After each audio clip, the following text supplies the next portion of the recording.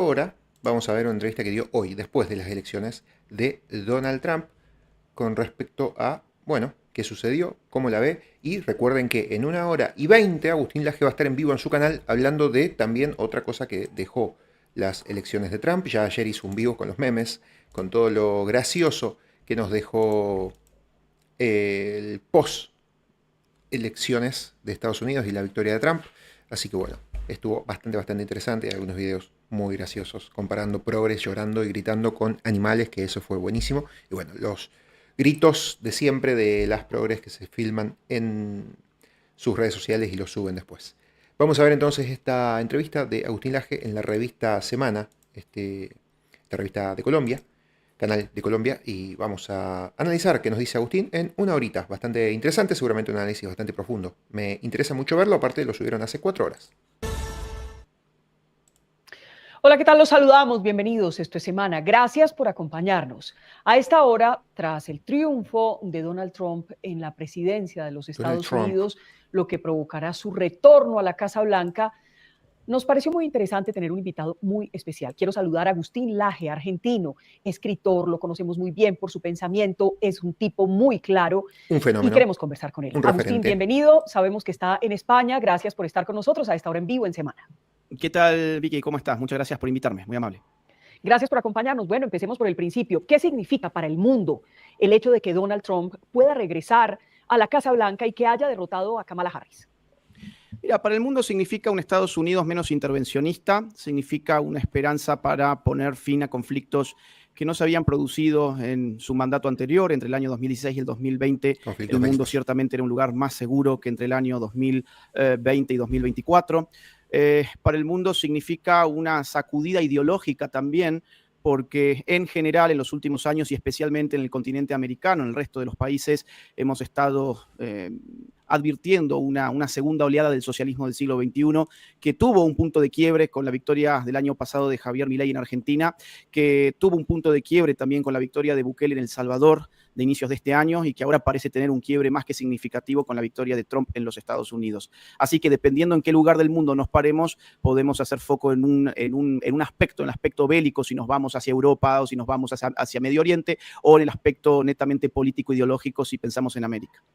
Ahora, Agustín, si miramos lo que significa la derrota de los demócratas, la derrota de Kamala, la derrota de alguna manera de Biden, ¿qué pasó allí? ¿Qué fue lo que motivó a los votantes que de manera arrasadora, que le digo, perdieron las encuestas, los medios, los periodistas, los politólogos, los editorialistas y demás, analistas y eso, el desastre económico de Biden. Estaban jugando con Kamala, y resulta que el electorado dio una sorpresa, pero una sorpresa contundente. Bueno, lo que pasó en Estados Unidos, en primer lugar, se llama economía. La economía de los últimos 3 años y medio ha sido realmente mala. Los números de la inflación es un fenómeno. De hecho, cuando le preguntaban a la gente en la calle, los canales de acá de Argentina que mandaron corresponsales a Estados Unidos, la mayoría de la gente, sobre todo los latinos, decían la economía, porque justamente los latinos sabemos mucho lo que impacta la economía y la inflación en nuestros países, y Estados Unidos estaba empezando a vivir algo que no había vivido nunca. Siempre tenían 2% o 2,5% de inflación anual eternamente, y los últimos años, a partir de la maquinita y de la emisión del post-pandemia y de la mala administración de Biden, de los malos financiamientos, bueno, se estaban volviendo muy socialistas y estaban quebrando ciertas economías y aumentando mucho los precios y los salarios siempre igual. Fenómeno al que tristemente los argentinos hemos estado mal acostumbrados, pero los norteamericanos jamás.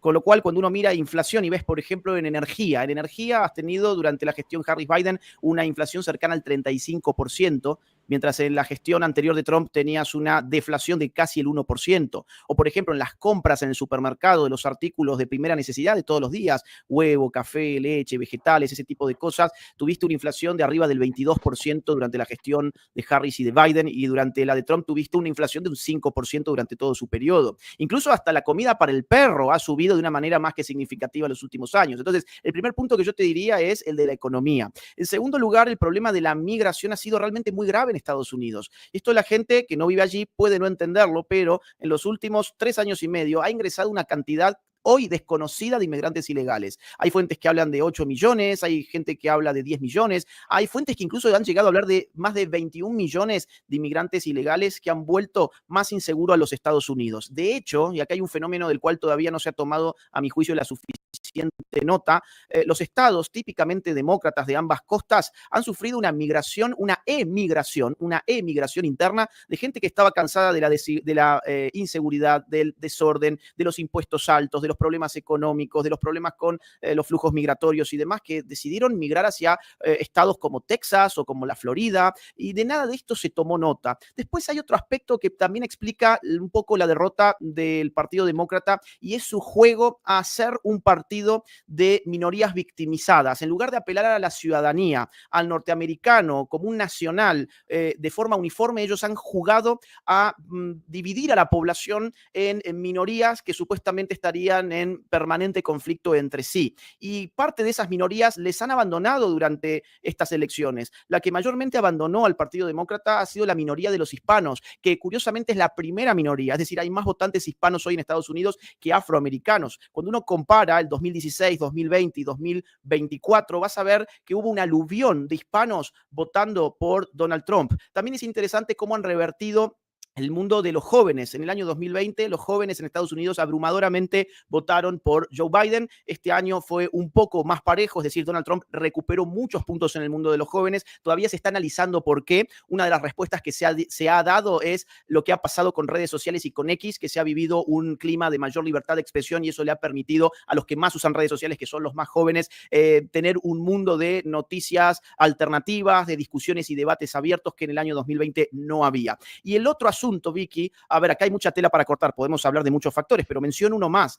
Otro grupo, otro sector de la sociedad norteamericana que ha abandonado al Partido Demócrata en estas elecciones han sido las clases bajas y las clases medias. El Partido Demócrata solamente ha ganado este año con el voto de los ricos. Esto es muy interesante porque durante toda la campaña de Harris se vino insistiendo con la narrativa de que Donald Trump era el candidato de los multimillonarios. Era un argumento absurdo porque la campaña de Harris ha sido la más cara de la historia de Estados Unidos, arriba de $1.000 millones, con aportantes muy conocidos como Bill Gates, como Bloomberg, como Soros, etcétera. Es decir, fue una asimetría tremenda en términos de financiamiento lo que vivió y experimentó el Partido Demócrata respecto del republicano.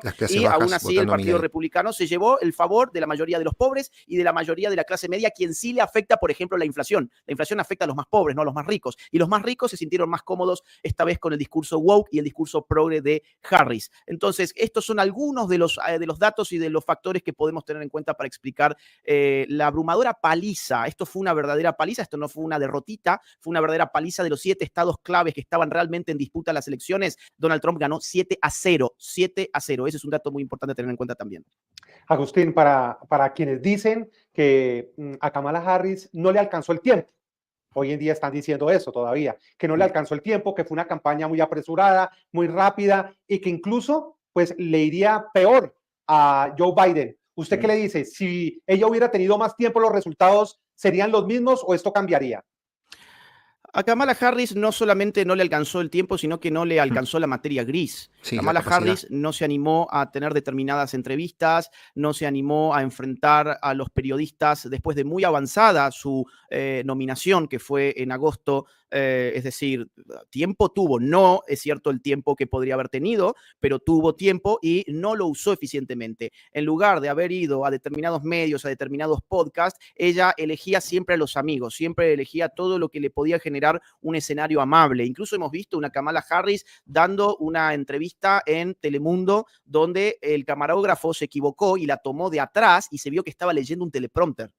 Necesitaba un teleprompter para encarar una entrevista y una participación en un canal de la televisión como Telemundo. Yo creo que no ha sido realmente el problema del tiempo. El problema es que Kamala Harris es la vicepresidente de un gobierno desastroso. Lo has dicho muy bien. Si hubiese sido Joe Biden, hubiese sido peor. ¿Por qué? Porque la gente sencillamente no quiere ni a Joe Biden ni a Kamala Harris por más tiempo o más poco tiempo que hayan tenido para estas elecciones. Fíjate, por ejemplo, un dato más sobre el tema del tiempo. Cuando Joe Biden era candidato todavía, los medios de comunicación hegemónicos en Estados Unidos decían que no importaba la edad, El Partido Demócrata decía que no importaba la edad, que además Joe Biden era un tipo muy jovial, muy energético, muy lúcido. El día que Joe Biden recibe una paliza en el debate contra Trump y eso cambia toda la estrategia del Partido Demócrata, en ese mismo instante, cuando se recambia a Biden por Harris, el mismo Partido Demócrata y los mismos medios de comunicación empezaron a decir que Trump estaba muy viejo, que se le notaba falta de energía, que se le notaba un hombre ya anciano para liderar al país más importante del mundo, y todo lo contrario. Es decir, incluso cuando comparamos la cantidad de rallies que ha hecho Trump en el mismo momento en que Kamala Harris estaba haciendo ya su campaña política, podemos ver que Trump hizo mucho más rallies que la joven Kamala Harris. De hecho, el último día de campaña, el día 4 de noviembre, Trump visitó 3 estados distintos y dio 4 rallies distintos. Pasó por Carolina del Norte, pasó por Pensilvania y por Michigan. Mientras tanto, ¿qué hacía Kamala Harris? Ponía a Lady Gaga y a Ricky Martin a dar un concierto en su acto de cierre de campaña. Han sido 2 campañas realmente muy distintas. Yo no creo que el tiempo haya sido el factor que acá viene a explicar por qué perdió el Partido Demócrata. Quizás, Agustín, hay que mirar un poco cómo logra cautivar Donald Trump a sus votantes. Es decir, lo que se ha dicho hasta ahora es el tema económico, que logró convencerlos de que él sí podía resolver el tema económico, y hay un hecho real. Es que él ya había gobernado y la gente ya sabía qué podía hacer con la economía. Mientras tanto, Kamala, pues, tiene a sus espaldas el gobierno Biden, del cual ella es la vicepresidenta. Exactamente. Mira, esta fue una de las, yo no sé si es la primera vez, pero ciertamente si no es la primera vez, casi, que se enfrentan 2 personas que ya han estado liderando el país en la Casa Blanca. Está bien, uno fue presidente y la otra vicepresidente, pero del gobierno actual. Habitualmente en las campañas vemos otro juego. Bueno, el anterior con Joe Biden fue similar. El problema del anterior es que estábamos en el medio de una crisis pandémica. Ese factor ya no estaba acá. Donald Trump podía ser oposición y no oficialismo, y encima no en un contexto tan difícil como la pandemia ser oficialismo. Ahora el elector tenía para comparar de una manera muy simple. ¿Cuándo estuve mejor? ¿Entre el 2016 y el 2020 o entre el 2020 y el 2024? Hay mucha gente hoy enojada con la victoria de Trump, muchos analistas políticos enojados que dicen, este fue un voto irracional, este fue un voto bronca, el pueblo se equivocó, el pueblo puede votar en democracia, pero no significa que siempre vote lo que le conviene. Y aparecen estos analistas elitistas que creen que ellos sí saben qué es lo mejor para el pueblo, hacer este tipo de argumentos ridículos, cuando en realidad para la gente es muy sencillo el asunto. ¿Cuándo estuve mejor? ¿2016-2020 o 2020-2024? No hay mucha más, no hay mucha más magia atrás de esto. Es una comparación directa. Y encima reciente, porque ni siquiera es que estás haciendo un esfuerzo de recordar qué pasó hace 2 décadas. No, te tenés que poner en tus zapatos 2016-2020 o 2020-2024. ¿Cuándo estuviste mejor? Bueno, la realidad es que para la mayoría de la gente estuvo mejor entre el 2016 y el 2020. Tanto así que Donald Trump no solo ganó con el colegio electoral, ganó también en el voto popular, algo que no había pasado ni en 2016. Además, Donald Trump también ganó el Congreso. O sea, va a tener dominio del poder legislativo. A ver, acá hay que darse cuenta de que los 4 años que vienen de Donald Trump no van a ser como los del 2016-2020, y que además hoy Donald Trump debe estar dando gracias a Dios de haber perdido en el año 2020, porque de haber ganado en el año 2020 se iba a encontrar con un Congreso totalmente opositor. Ahora se encuentra con un Congreso que le va a permitir llevar adelante las políticas, de su plan de manera integral. Y además, el otro aspecto que también hay que tener en cuenta es que en los segundos mandatos los presidentes de Estados Unidos ponen quinta, aceleran en las curvas, van a toda velocidad. ¿Por qué? Porque es su último periodo. Ya no tienen los incentivos de hacer una campaña política para reelegirse. Es tu última bala en la recámara, la tenés que usar y la tenés que usar bien. Donald Trump va a asumir con esa mentalidad. Ahora, excúseme esta interpelación. Sí. ¿La gente se mamó de la izquierda en Estados Unidos? Qué buen, mirá, a ver, sí. Incluso ¿Sí? podemos pensarlo en términos culturales, Vicky. Decime una película de Disney woke que haya funcionado. No, todas le han dado pérdida. Todas. Incluso, por ejemplo, ¿te acordás la de Buzz Lightyear? Que fue además la película más financiada de estas animadas y había toda una expectativa, y además la promocionaron con que había escenas LGBT para niños, y los padres de familia dijeron, no, yo no voy a llevar a mis niños allí. Otro dato muy interesante, los colegios cristianos en Estados Unidos han venido multiplicando sus matrículas en los últimos años. Por más que sus padres no sean cristianos, quieren una educación que sea más conservadora. Con valores, sí. Digamos que Exactamente. todo este tema de la cultura woke, Agustín, y quiero decírselo ahí, también influyó mucho, porque la gente no quiere que sus hijos vivan vidas de exceso que los echen a perder. Punto. Exactamente, por eso digo, salgamos de las encuestas, salgamos Sí. de los resultados de las urnas, miremos los productos culturales de Estados Unidos de los últimos años para darnos cuenta de que esa cultura no estaba funcionando en el mercado, porque en el mercado es donde se expresa la libertad de la persona. Otra cosa es cuando te lo imponen desde el Estado, con una currícula o obligándote a hablar de una forma u otra. No, vamos al mercado, que es donde la gente toma sus decisiones libres y voluntarias. En el mercado, insisto, todas las películas de Disney woke han fallado en los últimos años. Todas, no hay ninguna excepción. Por otro lado, ¿cuál sí funcionó, por ejemplo, de las películas? Top Gun Maverick. Top Gun fue un fenómeno. ¿Y qué traía, digamos, de nuevo a la mesa? La trilladísima historia del héroe, muy noventosa, incluso, no sé, ochentosa, noventosa, por ahí. El típico héroe meritocrático, los valores del conservador de Estados Unidos, el hombre masculino, nada del hombre debilucho, el hombre masculino, la historia de amor, la fuerza, el coraje, la valentía, la entrega, el heroísmo. Valores que han estado ausentes en Hollywood desde los últimos años. Viene una película como esa y revienta en taquilla. Te pongo otro ejemplo de cine de, digamos, de América Latina, pero que funcionó en Estados Unidos. ¿Te acordás? Sonidos de Libertad, Sound of Freedom. Una película dirigida por Eduardo Verástegui, totalmente, digamos así, independiente, de muy bajos recursos, usando muy pocos recursos, y le ganó a Indiana Jones. Le ganó a distintas películas top que salían en esas vacaciones. Esto fue hace un año. Fue el suceso. ¿Por qué la gente buscaba una película conservadora que hablaba de Dios, que hablaba del valor de los niños, de no meterse con los niños? Porque la gente ya estaba pensando otra cosa. Mira, es mucho más preciso hacer estudios culturales como lo que estamos más o menos reflexionando ahora que ir a ver las encuestas que erraron todas. Te pongo un caso más. Star Wars. Star Wars, cuando le metieron toda esta parafernalia progre y woke, fracasó. Tuvieron que quitar el merchandising entero de Disney. Entonces, es más, las empresas que habían adoptado todo lo que allá se llama DEI, diversidad, inclusión y equidad, esa filosofía progre, las empresas ya estaban echándose para atrás. Starbucks, que fue una de las marcas que más se comprometió con todo el LGBT, ya no hizo tanto ruido. Y si haces memoria, te acordarás lo que le pasó a Bud Light hace apenas 2 años, que sacaron la publicidad con un trans llevando la cerveza, es una cerveza, era la más vendida, y desde que sacaron la publicidad con el trans, perdió el lugar de la más vendida y perdieron miles de millones de dólares. O incluso otra marca, mirá, es que hay tantos casos. Target, que es un lugar donde te venden ropa, es una tienda por departamentos, se les ocurrió en el mes del orgullo gay poner ropa para niños trans, ropa interior para niñitas que quieren, o los padres enfermos mentales quieren, que su niñita tenga en su ropa interior una suerte de bulto que emule ser una suerte de pene artificial que no hay ahí. Y eso te lo vendían en Target. Entonces, ¿qué hizo el cliente de Target? Dejó de comprar en Target y se vinieron las acciones de Target, el valor de mercado de Target se vino abajo. Entonces, mirando esto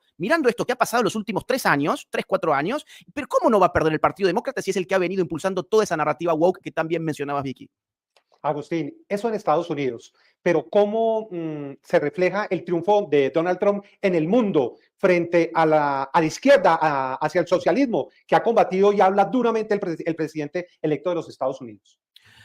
Mira, yo creo que ya lo había adelantado un poco recién. Acá esto funciona como punto de inflexión para nuestro continente. No hablemos del mundo en general, sino me voy a limitar ahora a América porque ya el mundo tiene otro tipo de factores involucrados.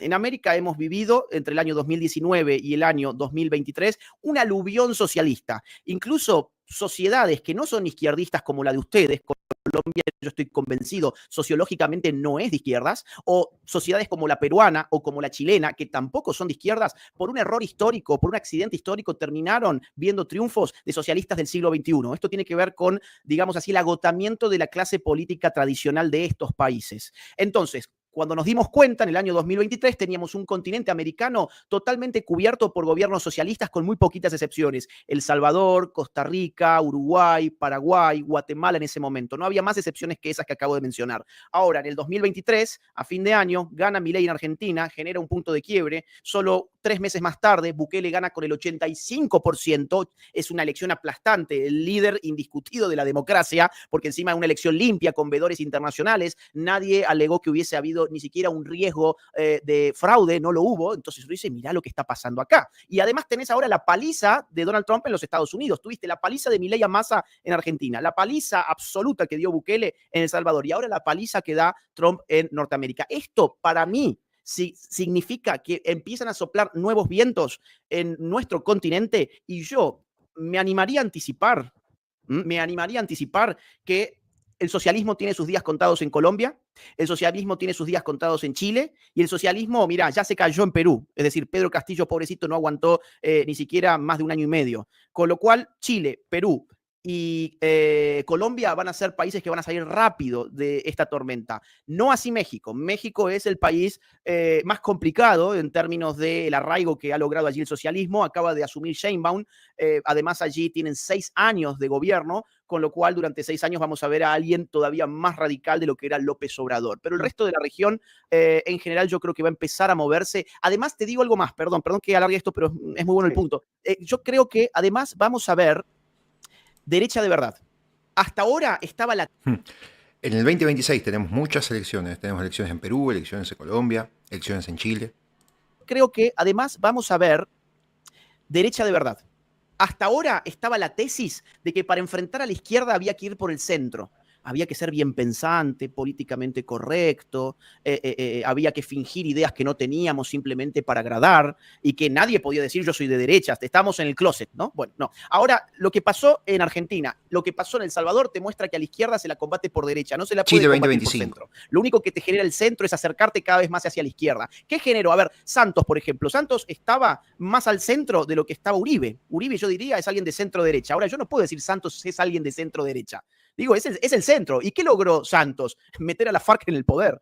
¿Te das cuenta? El que no va por el centro el asunto. ¿Qué logró Macri en Argentina? Que era la opción del centro, el centrismo bien pensante, todo cool, todo buena onda. No, lo que logró Macri fue tender una alfombra roja para que volvieran los kirchneristas. Y en Chile pasó lo mismo. El piñerismo lo único que logró fue una crisis política de legitimidad tal que todavía siguen discutiendo los chilenos a ver si van a cambiar la constitución o no. Con lo cual, ahora lo que se abre en el continente, a mi juicio, es un paradigma ideológico nuevo. A la izquierda, si no sos de izquierda, combatila mejor por derecha, porque por el centro has fracasado en las últimas décadas. Pues quiero que nos detengamos en Colombia, y me causa curiosidad lo que usted dice de Juan Manuel Santos. ¿Usted cree que el gran responsable de lo que vivimos hoy en Colombia y de que esté el socialismo realmente en el poder, disfrazado, eso sí, de una democracia y demás, ¿usted cree que el gran responsable es Juan Manuel Santos? Él creo que ha sido el punto de inflexión. Él ha sido el punto de inflexión que ha metido agendas que no estaban anteriormente en Colombia. Todo lo que hoy llamamos wokeismo, por ejemplo, ustedes sabrán mejor que yo porque viven en Colombia, pero entiendo que antes de Santos la cuestión del género, por ejemplo, la cuestión feminista, todo este tipo de agenda que le gusta tanto a la izquierda cultural, no era una realidad política de peso en Colombia, pero pasó a serlo muy rápidamente. O, por ejemplo, la promesa de la paz. La idea de que con los guerrilleros lo que había que hacer era darles la paz y que había que incorporarlos al sistema político, que había que darles sus curules, que había que integrarlos porque esa era la única manera de que dejaran de asesinar y secuestrar gente. Bueno, hasta donde yo sé, en Colombia no han dejado de asesinar gente. Incluso tengo entendido que las matanzas y que las masacres se han agravado en los últimos años y dentro de lo que es dentro de lo que es el gobierno de Gustavo Petro. Con lo cual yo veo en Santos, sí, un punto de inflexión, un punto de quiebre donde aparecen nuevas banderas, nuevas consignas, la guerrilla se incorpora al gobierno, y además se desoye el voto popular, porque para algo habían llamado, a ver, esto insisto, ustedes son colombianos, lo saben mucho mejor que yo, ¿para qué llaman al pueblo a votar si después hace lo que quiere quien gobierna? Y eso fue lo que pasó con el tema de la guerrilla. Aquí en Colombia, usted sabe que el presidente Gustavo Petro ha manifestado en muchas ocasiones la necesidad de la reelección, del progresismo, del pacto histórico. Incluso él dice que él no se quiere reelegir, pues aquí no se puede, pero en el fondo y el círculo más cercano, quienes están rodeados de él, saben que su intención sí es quedarse. ¿Cómo ve usted esas intenciones de reelegirse o de quedarse en el poder? Bueno, yo creo que el sueño húmedo de Petro es ser como Maduro. Vamos a empezar por ahí. Es decir, Petro se debe ir a dormir y, y debe soñar así todas las noches de una manera muy intensa con la posibilidad de ser no el presidente de Colombia o de los colombianos, sino de los venezolanos en este estadio de cosas. El problema es que la sociedad colombiana no es la misma que la venezolana y Petro no es lo mismo que Hugo Chávez. Hugo Chávez salió de las Fuerzas Armadas, por lo tanto conocía a las Fuerzas Armadas, le respaldaban sectores importantes de las Fuerzas Armadas y terminó conquistando las Fuerzas Armadas. Fue su gran primer movimiento político. Ahora, Petro no era parte de las Fuerzas Armadas, era parte de los que querían matar a los militares. Con lo cual, ya ahí hay una diferencia que a mí me parece muy importante. Lo que sostiene el modelo político del socialismo del siglo XXI más encumbrado son Fuerzas Armadas corrompidas, involucradas en narcotráfico, involucradas en crimen organizado, totalmente adictas al poder político en Venezuela. Eso no me parece a mí que sea la realidad de las Fuerzas Armadas de Colombia bajo el gobierno de Gustavo Petro. No porque Petro quiera buenas Fuerzas Armadas, sino porque hasta ahora, hasta donde yo entiendo, no ha podido conquistarlas. Por lo tanto, ¿a qué se tiene que enfrentar? Se tiene que enfrentar a la sociedad política y a la sociedad civil. Y en la sociedad civil le está yendo bastante mal. De hecho, yo diría, su principal opositor ni siquiera hoy tiene nombre y apellido, sino que es algo llamado sociedad civil, que cada vez que ve que su libertad se pone en riesgo, sale a las calles, hace manifestaciones extraordinarias. Hasta tal punto, y perdón que involucre el nombre de alguien que está dialogando con nosotros, hasta tal punto la sociedad civil es parte de la esperanza en Colombia, que hasta donde yo he visto se está evaluando en opinión pública y en encuestas el nombre de Vicky Dávila. Y Vicky Dávila es un outsider, no es parte de la sociedad política, pero la gente mira a la sociedad civil y dice nuestros líderes están en la sociedad civil. La sociedad política, dado que Petro llega por una crisis de la clase política tradicional, pues es normal que no esté surgiendo ningún liderazgo demasiado claro por ahora allí. En extremada síntesis, Petro quisiera estar por siempre en el poder, de eso yo no tengo dudas, pero creo que tendrá muchos escollos en el camino. Fuerzas Armadas no adictas, una sociedad civil muy despierta y una sociedad política que todavía no asoma del todo, pero de la cual en algún momento tendrá que salir algún líder. El año que viene tenemos elecciones en Chile, elecciones en Ecuador, elecciones en Honduras, en Bolivia y en Canadá. Lindo 2025 se nos viene.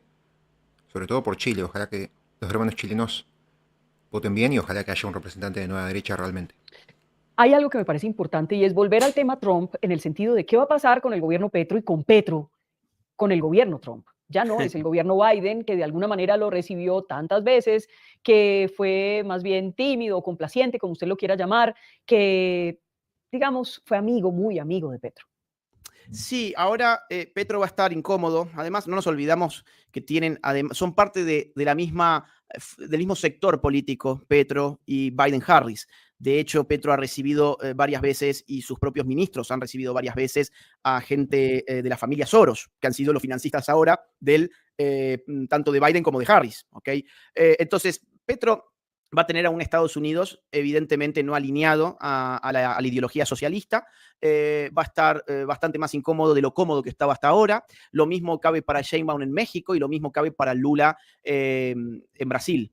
Ya hemos visto el comunicado de Petro, me parece que lo sacó el día de hoy, o por lo menos yo lo leí el día de hoy, quizás que fue de ayer en realidad, pero yo lo vi hoy, sí, donde, bueno, de una manera políticamente correcta, asume que ese ha sido el resultado, que hay que asumir que los votos son esos y que Trump ganó y que saluda entonces a Trump, punto. Eso es un mensaje meramente protocolar de la diplomacia clásica, punto. Pero se nota en un mensaje de esas características que el señor no está nada, pero nada entusiasmado si comparamos con el mensaje que le manda Javier Milei, por ejemplo, que hasta le manda un gran abrazo y le manda bendiciones y le manda todo el éxito. Sí, esto no ha sido una buena noticia para Petro en ningún sentido. Pero las relaciones, si vamos más allá de la diplomacia... Perdóneme un segundo, Jairo. Cuando Milei, Petro hizo un mensaje muy feo. ¿Recuerda usted? Es que Petro hizo un mensaje muy feo incluso antes de que Milei ganara las elecciones. Sí. Y el día que ganó también, ni siquiera tuvo el detalle diplomático como lo tuvo con Trump. Sí. Pero Argentina no es Estados Unidos. Exacto. Argentina no es Estados Unidos. A Milei lo trató mal, realmente, sí. Y tuvieron días muy tensos. Con Trump sabe que no le puede hablar así tampoco a Trump. Ese es un muy buen punto, es un gran punto el que estás haciendo. Mira, sabe muy bien que con Trump no se va a meter. A ver, Putin le teme a Trump. ¿Te imaginas cómo serían las cosas si Petro no le temiera a Trump? Sería un kamikaze. Uno incluso en análisis no verbal se da cuenta de los videos y las fotos que involucran a Putin y a Trump, hasta por las posturas y las formas de dar la mano. Esto la gente que sabe analizar gestos se da cuenta rápido. Putin siempre está a la defensiva con Trump, siempre está como disminuido. De hecho, hay un video muy típico donde se dan la mano y Trump lo jala a Putin y Putin pierde la estabilidad, centralidad. Es muy hábil Trump en gestualidad no verbal. Yo que algo por periodismo tuve que interpretar en su momento y estudiar. Trump siempre saluda con la mano derecha, trae y con el cuerpo y el brazo izquierdo se mete atrás de la otra persona. Y aparte que es grandote y siempre tiene como una postura de superioridad y de más poder que el otro mandatario o el otro presidente. Lo hace con todos. Incluso lo hizo con Milei cuando Milei fue a saludarlo en la CIPAC. Entonces, si Putin le teme a Trump, ¿qué queda para Petro? Yo entiendo que Petro no respete a Argentina.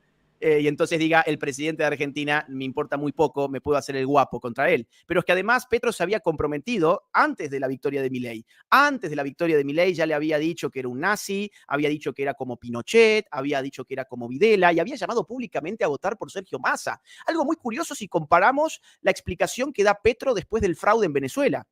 Recordemos que en el fraude en Venezuela, un fraude atroz, todavía estamos esperando las actas, nunca llegaron, una verdadera broma de mal gusto para la comunidad internacional y un verdadero crimen de lesa humanidad para los venezolanos.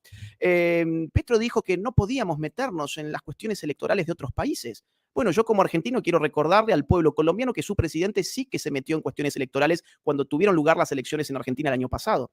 Entonces, esta doble vara constante, no me meto con el fraude de mi amigo Maduro, pero salgo a atacar a un candidato que no me gusta en Argentina, es característico de un verdadero hipócrita. Agustín, más allá de la diplomacia y los mensajes tranquilizantes de alguna u otra manera, o diplomáticos que ha tenido el presidente Gustavo Petro frente al triunfo de Trump, las relaciones, ya en la práctica, ya en unas semanas, en enero, se posesiona el nuevo presidente, esas relaciones diplomáticas, comerciales, judiciales, ¿usted cree que se van a ver afectadas? Yo creo que comercialmente, en principio, no, más allá de las cuestiones de los aranceles. Trump, en términos de comercio internacional, es proteccionista y esto va a valer para la mayoría de los estados-nación, es decir, los aranceles van a ser en general para todos. Saludos, Uriel. Lo que hace a las causas judiciales, habrá que ver cuál es la postura que toma Trump con América Latina, porque si nos guiamos por lo que pasó 2016-2020, salvo en Venezuela, donde intentaron apoyar la idea de un gobierno paralelo, la gestión Trump no miró a América Latina demasiado. Lo cual ha sido un error, a mi juicio ha sido un error. Recién dábamos un dato y es que los hispanos son la primera minoría en Estados Unidos, superan a los afroamericanos y su tasa de natalidad es mucho más importante que la de otros grupos étnicos, con lo cual el futuro político en Estados Unidos pasa por los hispanos. Esperemos que en esta nueva gestión Estados Unidos sí mire a sus vecinos y en ese caso los temas judiciales que vos mencionabas podrían tomar otro color. Comercialmente, en principio, no pienso que vaya a suceder algo más de lo normal con eso y políticamente, sí, eso da nuevos aires a una oposición a Petro. Claro, políticamente en todos lados va a tener su impacto una gestión de Donald Trump. Pero insisto, si nos guiamos por la primera gestión, hay que decir que ha mirado muy poco a Hispanoamérica. Y si hablamos de Hispanoamérica, hablemos de Venezuela concretamente. Trump, ¿cómo ve usted que va a reaccionar con respecto a Maduro? Es que Maduro se robó las elecciones, se va a posesionar de manera fraudulenta cuando toque en enero. Edmundo seguro ni lo dejará volver a entrar. María Corina está en la clandestinidad y el mundo realmente, en palabras claras, no hizo nada, aparte de comunicados y pronunciamientos, unos más importantes que otros, pero Maduro se quedó. Sí, a ver, vamos a ver. Por un lado hay que decir que todo lo que se probó hasta ahora fracasó. Y algunas de las cosas que se probaron hasta ahora, o mejor dicho, todas las cosas que se probaron hasta ahora tenían algún grado de intervención de Estados Unidos. Por ejemplo, la creación de un gobierno paralelo fracasó y fue apoyado por Estados Unidos. Probablemente haya salido incluso de la mente de Estados Unidos. Por otro lado, se probaron elecciones supuestamente limpias y Estados Unidos lo negoció a cambio de narcotraficantes familiares de Nicolás Maduro que estaban presos en los Estados Unidos, se los devolvieron a Venezuela y llegaron a un acuerdo que iban a ponerle fin a la tiranía haciendo una apertura política, garantizando elecciones limpias. ¿Qué hizo Maduro? Recibió a sus sobrinos, a los narcotraficantes, dijo voy a abrir entonces la libertad política, las urnas, vengan, voten, y no respetó los resultados y se mató de risa de Joe Biden y de Harris. Ahora, vuelve Trump. ¿Qué va a hacer Trump?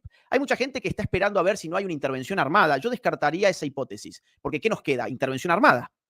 Yo descartaría la idea de que Trump va a hacer una intervención armada porque Trump no quiere guerras en realidad, a contrapelo de la narrativa hegemónica de que Trump iba a traer la Tercera Guerra Mundial en el 2016, algo que no solamente nunca ocurrió, sino que fue un presidente sin guerras en un país donde habitualmente todos los presidentes tienen a cuestas guerras, incluido Obama, que así como Santos se llevó el Premio Nobel de la Paz, también Obama se lo llevó al Premio Nobel de la Paz a pesar de todas las guerras en las que se involucró. Trump en ninguna. A Trump no le gusta el intervencionismo y no le gusta tampoco la idea de un Estados Unidos policía del mundo. Trump va a mirar hacia adentro.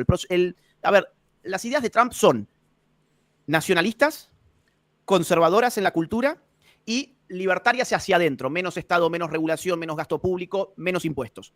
Ahora, hacia afuera es proteccionista y es nacionalista. Y no le interesa un Estados Unidos policía del mundo porque ve a un Estados Unidos demasiado débil para jugar a ser el único hegemón mundial. Entonces, yo no creo que haya un proyecto de vamos a derrocarlo por la fuerza. En principio, no creo que eso vaya a ser así. La única posibilidad que yo veo, personalmente, esto ya es una opinión mía, en Venezuela, la única posibilidad es una revolución popular que desgaste la moral de las Fuerzas Armadas y que los cuadros inferiores terminen fracturados respecto de los superiores y se unan a una revuelta del pueblo. Eso yo pensé que podía llegar a pasar después del fraude. Después de ese chispazo, pensé que se podía encender una revolución y finalmente no ocurrió. Hoy ya está demasiado frío el ambiente político, la gente está resignada, vamos a empezar a recibir nuevas oleadas de más inmigrantes venezolanos, más y más y más llegando, con lo cual va a ser duro esto para todos. Pero no veo que vaya a haber sinceramente una salida a lo de Venezuela que venga desde afuera, desde Estados Unidos, ni desde Donald Trump, más allá de seguir poniendo sanciones a Venezuela, seguir poniendo restricciones y multas y ese tipo de cosas. Pero ese tipo de cosas ya hemos visto que le importan muy poco a Maduro, porque si él sale del poder termina preso o muerto, y lo que tiene que hacer entonces es quedarse a como de lugar en el poder, y eso es lo que lamentablemente creo que vamos a ver. Pero fíjese que volvemos a un poco de lo mismo, porque Nicolás Maduro, que es muy agresivo, y en público más, retador, agresivo y demás, pues le dice al presidente electo Donald Trump que este es un nuevo comienzo, que está dispuesto a crear buenas relaciones. Es decir, también se va muy suave y muy pasito con Donald Trump, ¿no? Muy suave, con mucho miedo, tembloroso. Una cosa es la prédica antiimperialista para meterte contra Argentina. Y otra cosa es la prédica antiimperialista para meterte contra los Estados Unidos de un segundo mandato de Trump. Evidentemente, este señor también debe estar pasando un mal momento porque sus fichas seguramente estaban puestas en que Harris pudiera ganar. No ha sido el caso, lo has dicho perfectamente, su retórica no es la de siempre, sabe contra quién. Ambos, tanto Petro como Maduro, son como los que hacen bullying en un aula de chicos. El grandote que hace bullying. El grandote que hace bullying, en realidad, se aventaja del tamaño que tiene en términos relativos contra otros que son más pequeños que él. Y van a pegarle al más pequeño, pero después cuando aparece uno más grandote que él, ahí sí que no hacen bullying, ahí sí que no se meten. Bueno, eso es Petro y eso es Maduro. Agustín, en ese sentido, la relación entre Petro y Maduro, pues la conoce usted muy bien, y de alguna manera Petro siempre ha dado como la idea de que eso tiene una aprobación de Estados Unidos, ¿verdad? Y que como que ha sido como una especie de mediador y demás. ¿Eso va a ser posible con Trump? No, y ese es un muy buen punto. Yo creo que es factible que Harris y Biden hayan estado relativamente cómodos con un personaje como Petro, que mantiene la misma agenda woke, que la juega de feminista, la juega de LGBT, la juega de indigenista, la juega de Black Lives Matter y ese tipo de cosas, y tiene ahí a Francia Márquez intentando ponerse en el lugar de la víctima y alimentar un discurso racista en la sociedad colombiana. Es decir, todos los defectos ideológicos del Partido Demócrata de estos días los ha replicado tanto Petro como Márquez. Entonces, ideológicamente, yo creo que ha estado cómodos y es factible que Estados Unidos haya consentido eso, digamos así. Pero ahora no más. Ahora todo lo que se le daba, que vaya uno a saber qué se le daba, pero todo lo que se le daba, ahí sí que entiendo que Trump no va a darlo más. Y si algún palo en la rueda puede ponerle, ojalá que lo haga, porque el patio trasero de los Estados Unidos, como le llamaban antes, debe ser mirado, debe ser visto, y Trump en sus 4 años anteriores no lo miró casi nada. Así que todo dependerá de eso, de cuánto quiera mirar Trump al resto de América. Y yo creo que sí le debe importar, por ejemplo, el tema del narcotráfico. Y cuando se habla de narcotráfico, Estados Unidos ahí mismo pone los ojos en Colombia. Aquí crecieron de una manera gigantesca los cultivos de coca en el país. Colombia y si México. Miramos más allá, pues narcotráfico es las FARC o disidencias de las FARC, el Clan del Golfo, el ELN, y estos grupos de otra manera están relacionados con Venezuela. Todo va de la mano, va con Venezuela, y allí muchos de estos criminales permanecen escondidos bajo el régimen de Nicolás Maduro. Exactamente, y tienen además, tanto Colombia como Venezuela, actualmente un amigo en México.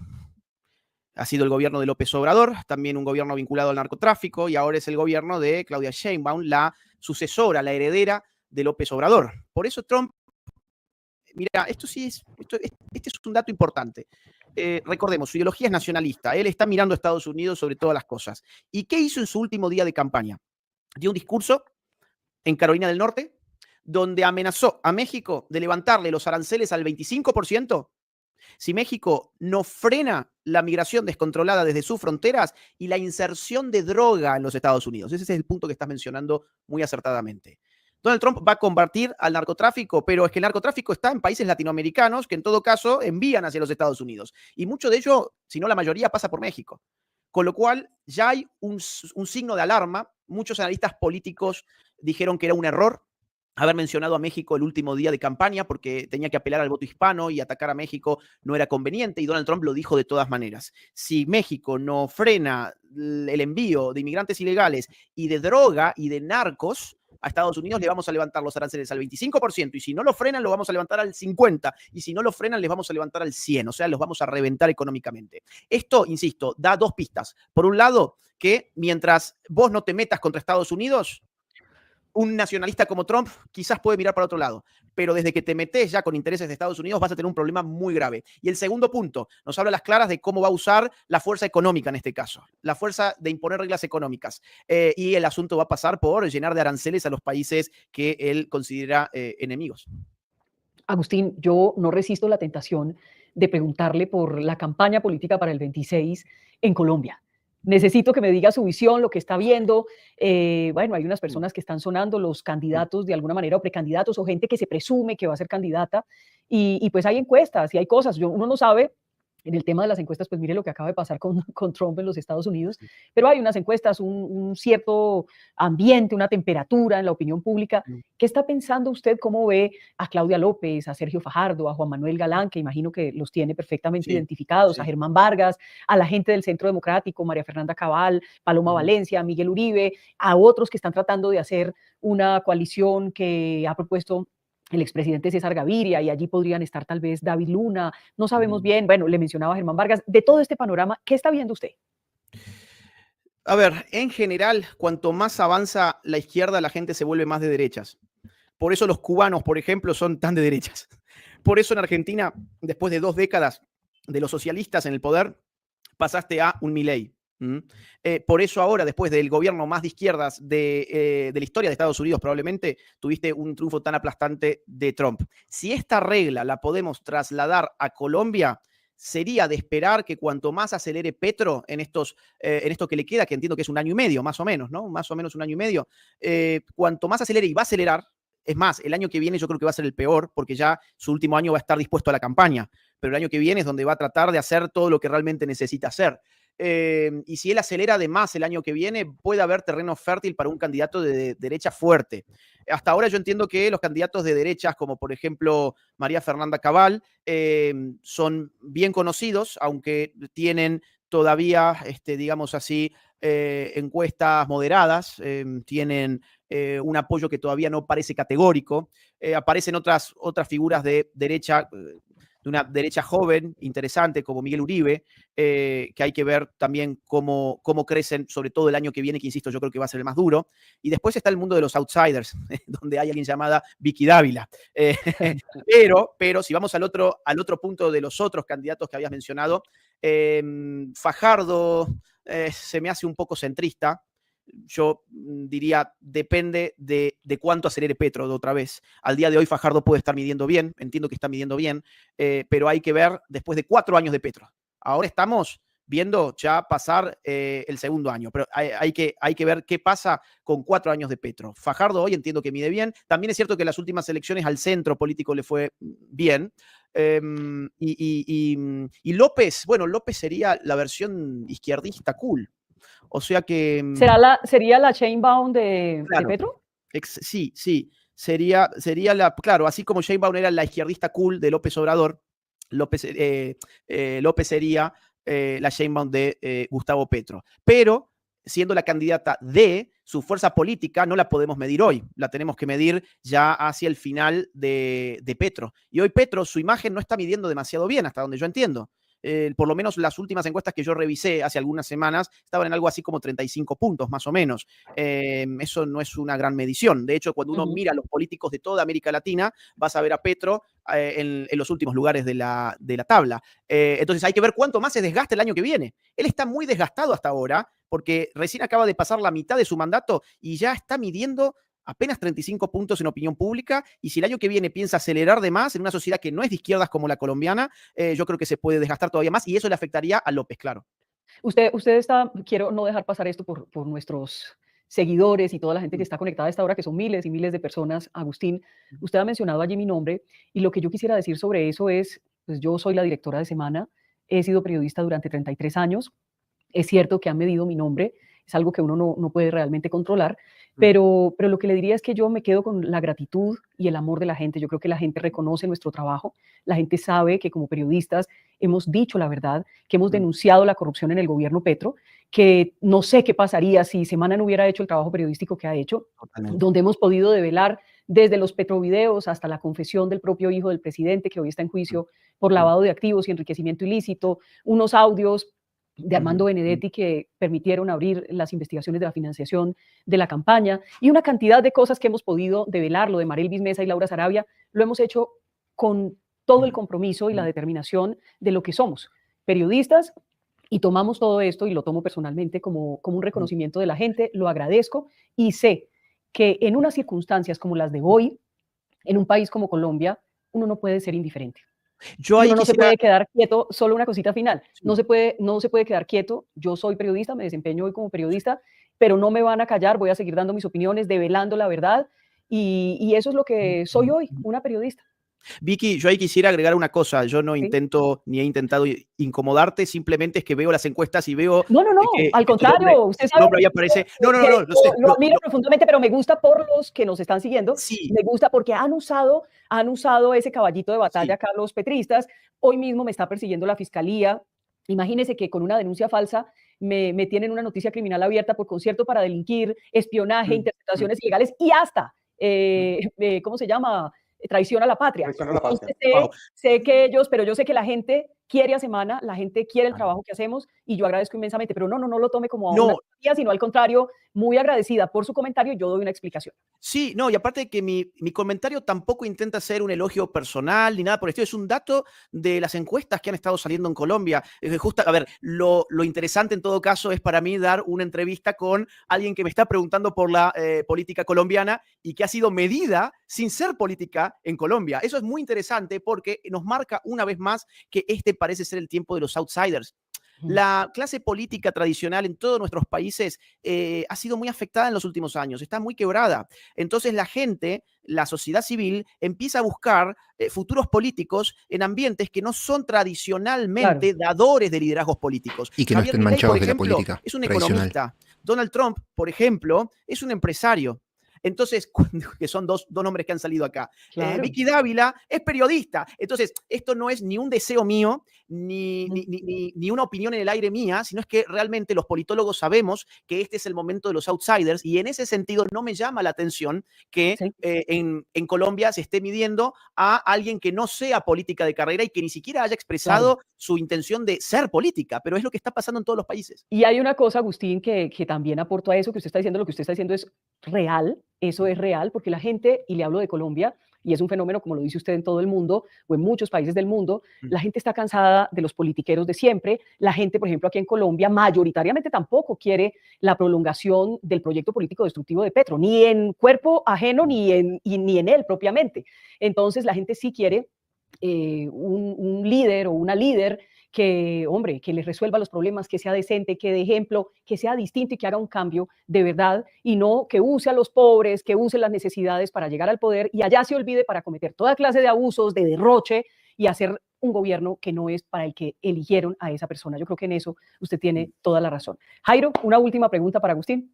Agustín, es que me llama la atención, para no dejar dentro del tintero algo que usted ha dicho a lo largo de esta conversación, y es que a la izquierda o al socialismo hay que combatirlo definitivamente con la derecha, sin tapujos, con la derecha, pero aquí en Colombia, en nuestro caso, muchos se hablan y se presentan de centro, centro derecha, centro izquierda. ¿Qué va a pasar con esas posturas? ¿Qué cree usted? Mira, lo que en todo caso falta es una derecha con un buen liderazgo, con ideas renovadas, con una capacidad de debate que empiece a dar lo que nosotros llamamos la batalla cultural. Ahora, ¿qué va a pasar con la centroizquierda y con el centro? En gran medida depende, otra vez, de cuánto vaya a acelerar el año que viene Petro. Cuanto más acelera la izquierda, más aparece como una opción necesaria a la derecha.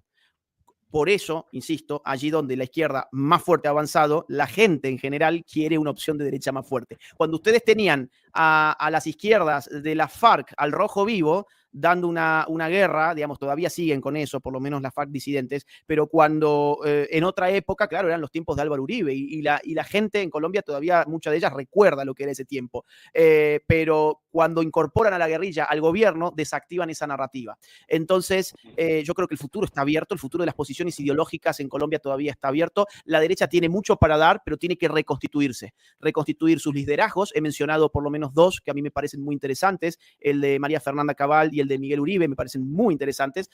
Hay que impulsar nuevas narrativas, tiene que ser una derecha que sepa conjugar un mensaje popular, nada de oligarquías, nada de sectores adinerados, popular. Si la derecha no es popular, no es nada. Hay que aprender eso. La derecha de Milei es popular, la derecha de Bukele es popular, la derecha de Trump es popular. Los sectores más pobres le han votado a Trump, recién lo decíamos. Los sectores más pobres en Argentina votan también por Milei. Bien, entonces, popular, libertaria, una derecha que realmente se ponga como objetivo reducir el peso del Estado sobre la vida de los individuos, que le desregulen la vida, que le dejen de llenar de impuestos, que los políticos corruptos se dejen de quedar con el fruto del trabajo ajeno. Una derecha además con un mensaje rebelde capaz de llegar a los jóvenes. Mirá cómo se revirtieron los jóvenes en Argentina. Cerca del 70% votó a Milei y mirá cómo se han revertido en las últimas elecciones los jóvenes en Estados Unidos. Los recuperó el Partido Republicano. Entonces, todo eso es un trabajo que hay que hacer cuanto antes en Colombia y no hay tanto tiempo, hay solo 1 año y medio.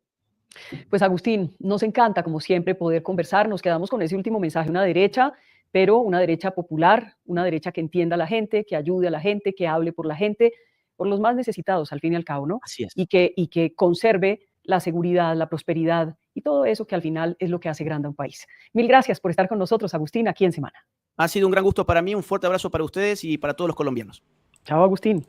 Bueno, ahí pasaba entonces esta interesante entrevista de Agustín Laje en Semana, que tuvo ahí un final un poco incómodo sin querer, porque la verdad que fueron elogios los que decían de un lado y del otro, pero bueno, por ahí obviamente uno quiere siempre aclarar más de lo que se dice por las dudas, para no que se malinterprete nada. Y estaría bueno que aparezca alguien outsider en Colombia que agarre el voto popular de derecha. Me parece bastante sano.